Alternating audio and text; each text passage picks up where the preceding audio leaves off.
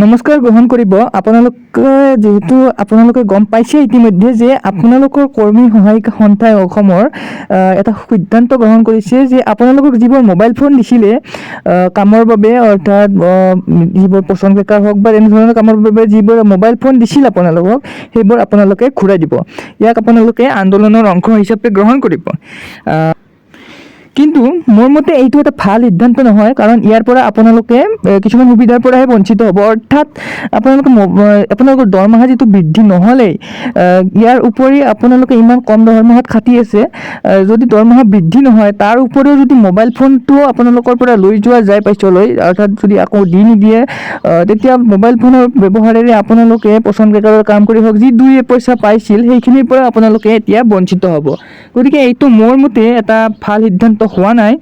আৰু আপোনালোকৰ মতে এইটো সিদ্ধান্ত গ্ৰহণযোগ্য হয় নে নহয় তাৰ কথা কমেণ্ট বক্সত সবিশেষকৈ জনাব।